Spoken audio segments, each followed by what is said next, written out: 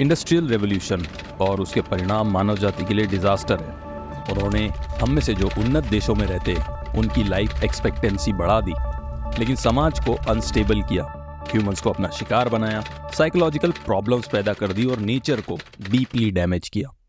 तो इस दुनिया को खत्म कर देना चाहिए और फिर से एक नई शुरुआत करनी चाहिए। ये थॉट्स थे थियोडोर जॉन काजेंस्की के। बेशक काजेंस्की के एक्शंस क्वेश्चनेबल थे, लेकिन उनकी फिलॉसफी काफी हद तक प्रोफाउंड थी, जिसे हम थोड़ा और समझने की कोशिश करेंगे। लेकिन उससे पहले ये जान लो कि टेड काजेंस्की कैसे एक जीनियस लड़का, जिसका आईक्यू लेवल आइंस्टाइन के बराबर या शायद थोड़ा ज्यादा ही था, एक ब्रिलियंट माइंड से कैसे डोमेस्टिक टेररिस्ट में बदल गया। टेड का जन्म 22 मई 1942 में शिकागो में हुआ, जहां उसके फादर सॉसेज का फैमिली बिजनेस रन करते थे। उसका एक छोटा भाई था डेविड। इन्होंने ही टेड को पकड़वाने में एफबीआई की हेल्प की थी। दोनों बच्चों को बचपन से पढ़ाई के लिए एनकरेज कर बाकी एक्टिविटीज से दूर रखा गया था। 6ठी और 11वीं कक्षा स्किप करके वो 16 साल की उम्र में ही स्कॉलरशिप पर ग्रेजुएशन के लिए हार्वर्ड चले गए। वहाँ उन्होंने हेनरी अलेक्जेंडर मरे के एक साइकोलॉजिकल एक्सपेरिमेंट में वॉलंटियर किया, जो बताया जाता है कि CIA के प्रोजेक्ट MK अल्ट्रा का पार्ट था, जिसमें वो इन्वेस्टिगेट कर रहे थे कि एक्सट्रीम ह्यूमिलिएशन और अब्यूज का लोगों के परफॉर्मेंस पर क्या असर पड़ता है। कुछ लोग कहते हैं कि उस एक्सपेरिमेंट का टेड के मेंटल स्टेट पर बहुत प्रभाव पड़ा, लेकिन किसे पता व्हाट रियली हैपेंड। फिर 1962 में वो यूनिवर्सिटी गए, जहां 25 साल की उम्र में उन्होंने मिशिगन यूनिवर्सिटी से मैथ्स में PhD की और कैलिफोर्निया यूनिवर्सिटी बर्कले में प्रोफेसर बने, जहां उन्होंने अपने क्षेत्र में कई इंपॉर्टेंट पेपर्स भी लिखे। सडनली उन्होंने बर्कली यूनिवर्सिटी की जॉब छोड़ दी और 1971 में मोंटाना के जंगल में एक सिंगल रूम कैबिन बनाया। हालांकि ग्रेजुएशन के समय से ही वो चाहते थे कि वो लोगों से दूर नेचर के साथ रहे, और उन्होंने ऐसे ही किया। वो प्रिमिटिव लाइफ जीने लगे, जहाँ ना बिजली थी और ना ही पानी। अपने खर्चे के लिए वो छोटे मोटे काम करते थे और पेरेंट्स से पैसे मंगा लेते थे, जिससे उनका खर्चा चलता रहे। और आगे चल के इन पैसों को उन्होंने बॉम्ब बनाने के लिए ज़रूरत के सामान पे खर्च किया। 1978 से 1996 यही वो समय था जब उन्होंने एक्सप्लोजिव डिवाइसेस बनाए और मेल के थ्रू यूनिवर्सिटीज, एयरलाइंस और ऐसे ही 16 बॉम्बिंग्स की, जिसमें 3 लोगों की मौत भी हुई और 23 इंजर्ड हुए। उनका तीसरा बॉम्ब अमेरिकन एयरलाइंस के फ्लाइट 444 में फटा, जहां 12 लोगों को इंजरी हुई, और यहीं से इनका नाम पड़ा यूनाबॉम्बर। उन्होंने 35,000 शब्दों का एक मैनिफेस्टो न्यूज़पेपर में पब्लिश करने को कहा, जिसे FBI के रिकमेंडेशन से न्यूयॉर्क टाइम्स और वॉशिंगटन पोस्ट ने किया। Industrial society and its future. इस पूरे मैनिफेस्टो को ध्यान से पढ़ने पर टेड की फिलॉसफी समझ आती है, जिसमें कहीं ना कहीं फ्रेंच फिलोसोफर जैक्स इलूर का इन्फ्लुएंस दिखता है। आज जब हम देखते हैं कि सोशल मीडिया और टेक्नोलॉजी ने सोसाइटी को टेक ओवर कर लिया, वहां टेड की ये लिखी हुई सालों पुरानी बातें सच दिखती है। कई केसेस में तो उनकी प्रेडिक्शंस एक्यूरेटली फिट होती है। वो सोशल साइकोलॉजी को बहुत अच्छे से समझते थे। वो समझते थे कि किसी इंडिविजुअल के साथ साथ लोगों के ग्रुप को भी पावरफुल ऑर्गेनाइजेशन द्वारा कितनी आसानी से इन्फ्लुएंस किया जा सकता है। इस पूरे मैनिफेस्टो में वो टेक्नोलॉजी के मीडियम से टोटलिटेरियनिज्म के बढ़ते खतरे के बारे में लिखते हैं और बताते हैं कि ये ह्यूमन फ्रीडम को कैसे रिस्ट्रिक्ट करती है। वो कहते हैं कि पुराने समय की मोनार्की और डिक्टेटरशिप में रहने वालों के पास हमसे ज्यादा फ्रीडम थी, उनके पास टेक्नोलॉजी नहीं थी, और अब हमारे पास पुलिस फोर्स है, लोगों पर नजर रखने के लिए जगह जगह कैमरे इंस्टॉल्ड है, और लगभग हर किसी के बारे में जानकारी मिल सकती है, स्पेशली इंस्टाग्राम और फेसबुक जैसे ऐप के साथ, जो आपके हर छोटे स्वाइप, फोटो, वेबसाइट और हर एक की स्ट्रोक पर नजर रखते हैं। सरकार और डेटा कंपनीज के हाथों में बड़ी हुई जानकारी हम पर इजीली दबाव बना सकती है। अब देखो, टेड ने तब प्रेडिक्ट किया था कि इन टूल्स के साथ साथ बड़े ऑर्गेनाइजेशन जल्दी ह्यूमैनिटी में हेरफेर करना शुरू कर देंगे। और आज देखो, सोशल मीडिया, आर्टिफिशियल इंटेलिजेंस, ये सब उसी के एग्जाम्पल्स तो है। हमारी साइकोलॉजी का यूज करके एप्स डिजाइन किए जा रहे हैं। सोशल मीडिया एल्गोरिदम वही चीज परोसता है जो हम देखना चाहते हैं। टेड का कहना है कि क्योंकि टेक्नोलॉजी एक सीरीज में आगे बढ़ती है, इसीलिए इसके प्रति किसी भी प्रकार का लॉजिकल पब्लिक रेजिस्टेंस नहीं होता।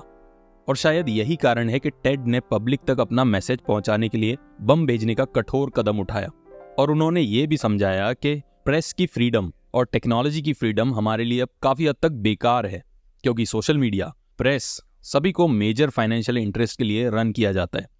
उनके सबसे इंपॉर्टेंट एग्जाम्पल में से एक है कि ऐसे समाज की कल्पना करे जो लोगों को ऐसी स्थितियों में रखता है जो उन्हें अनहैप्पी बनाती है, फिर उसी अनहैप्पीनेस को दूर करने के लिए दवाएं देती है और उन दवाओं से पैसे कमाती है।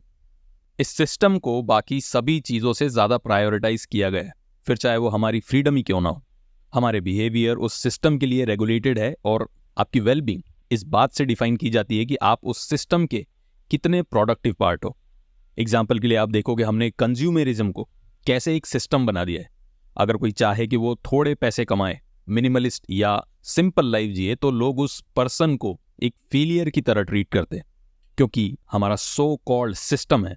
हमने हैप्पीनेस की डेफिनेशन को डायरेक्टली कंजम्पशन से लिंक कर दिया, और ज़्यादा कंजम्पशन के लिए आपको चाहिए ज़्यादा पैसा, और जिसके पास जितना ज़्यादा पैसा है उतना ही किसी देश के जीडीपी में उसका कंट्रीब्यूशन, और जिसका जीडीपी में कंट्रीब्यूशन ज़्यादा हो उसके लिए क्या क्या रिसोर्सेस अवेलेबल है उसे बताने की मुझे ज़रूरत नहीं, आप इसे बहुत अच्छे से जानते हैं।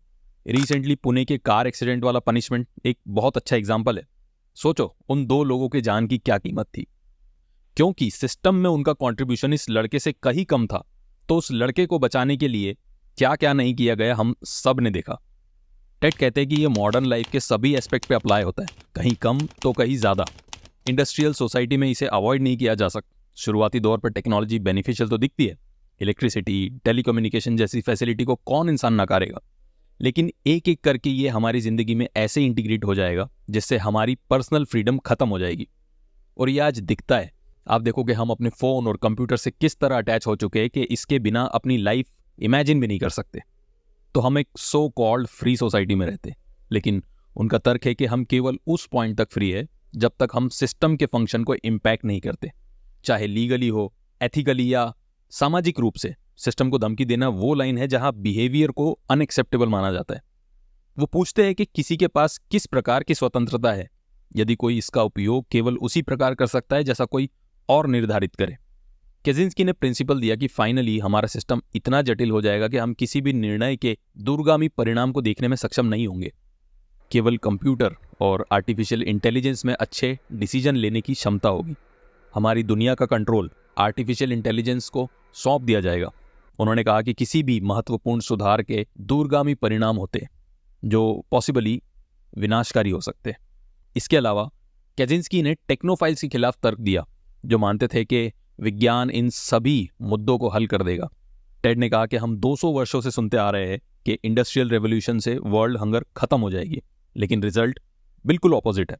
टेड के अनुमान के अनुसार टेक्नोफाइल्स इस बात को नज़रअंदाज करते और उनके समाधान नई समस्याएं लेकर आए। इन रेडिकल थॉट्स से लगता है कि वो लेफ्टिस्ट है, लेकिन वो राइटिज्म और लेफ्टिज्म दोनों को क्रिटिसाइज करते, तो साथ ही कंजर्वेटिव्स को हिपोक्रेट कहते। ये क्लियरली दिखता है कि वो टेक्नोलॉजी से नफरत करते और मॉडर्न सोसाइटी के डिसरप्शन के लिए उसे ही जिम्मेदार मानते।